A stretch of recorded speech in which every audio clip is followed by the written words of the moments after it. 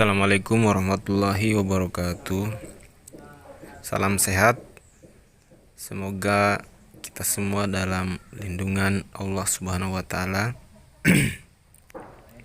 Pada kesempatan ini saya akan sedikit menjelaskan terkait materi teknologi layanan jaringan.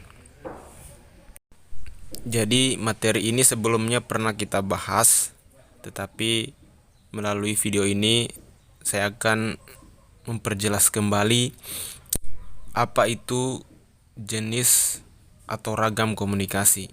Kemudian macam-macamnya itu ada berapa, ya. Jadi tolong diperhatikan, disimak baik-baik contoh-contohnya, jenisnya seperti apa.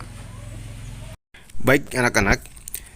Jadi untuk ragam komunikasi itu ada 4, ya. Jadi yang pertama itu adalah komunikasi audio, ya. Komunikasi audio itu yang seperti apa? Nah, di sini kita bisa lihat contoh dari komunikasi audio itu ada seseorang yang lagi mendengarkan radio, ya. Nah, ini ekspresinya yang sangat semangat sekali nih kelihatannya. Jadi ini merupakan salah satu contoh dari komunikasi audio, itu melalui pendengaran. Nah, kemudian kita perhatikan lagi contoh yang kedua ini, ya. Kita perhatikan contoh yang kedua. Ini ada seseorang wanita yang sedang berkomunikasi. Ini menggunakan HT, ya. Nah, kemudian ya, contoh yang ketiga kita perhatikan kembali. Ini ada seseorang wanita yang sedang berkomunikasi melalui handphone, ya. Nah, jadi itu merupakan salah satu contoh dari komunikasi audio. Kemudian kita perhatikan definisinya. Komunikasi audio adalah suatu alat komunikasi yang dapat ditangkap melalui alat pendengaran. Jadi komunikasi audio itu, sekali lagi saya tekankan di sini bahwa dia ditangkap melalui alat pendengaran. Contohnya, kita harus sebutkan di atas tadi, kita sudah lihat gambarnya, itu telepon, dan radio, dan tape recorder, ya. Nah, ini, ya. Kemudian keuntungannya apa? Keuntungannya itu dari komunikasi audio kita bisa berkomunikasi dengan seseorang di zona yang berbeda atau di tempat yang berbeda tanpa harus berada di zona atau tempat yang bersamaan. Nah, ya, saya kira ini cukup jelas ini penjelasannya bahwa keuntungannya itu apa. Ya. Jadi kita misalkan kita mau menghubungi salah satu teman kita. Sekarang mungkin kita berada di Pulau Muna, ya. Kemudian kita bisa menghubungi teman kita lewat handphone di tempat yang berbeda, seperti misalkan di Makassar, di Kendari, atau di mana saja. Kemudian yang kedua adalah komunikasi audio, video maksud saya. Nah, kita perhatikan lagi contohnya. Ini pasti teman-teman atau adik-adik sekalian sudah tahu bahwa gambar ini adalah gambar CCTV, ya. CCTV. Kemudian yang di bawah ini adalah ada seseorang yang lagi memonitor di depan layar, ya, yang terhubung dengan kamera CCTV itu. Nah, jadi kita bisa memantau. Dan kemudian di sini kita bisa melihat kejadian yang di luar. Kita bisa mengontrol kejadian apa yang ada di luar melalui monitor tersebut. Tentunya monitornya mungkin bisa jadi dalam ruangan, ya, ruangan khusus. Nah, kita bisa lihat contohnya.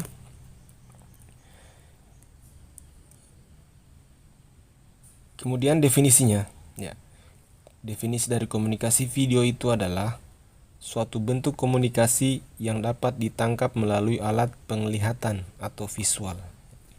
Ya, seperti kita melihat monitor tadi, kita memantau CCTV, ya.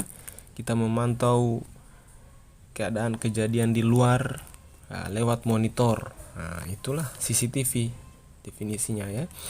Contohnya tadi CCTV itu. Kemudian keuntungannya, kita perhatikan keuntungannya di sini. Keuntungannya itu adalah kita bisa berkomunikasi melihat seseorang, itu tadi kan, atau melihat kejadian di suatu tempat di zona yang berbeda.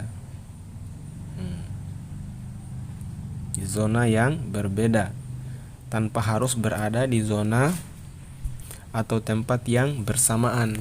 Ya, jadi misalkan, dan sekarang ini sudah canggih juga, kita bisa memonitor lewat HP-nya kita, HP Android, ya, tanpa harus melalui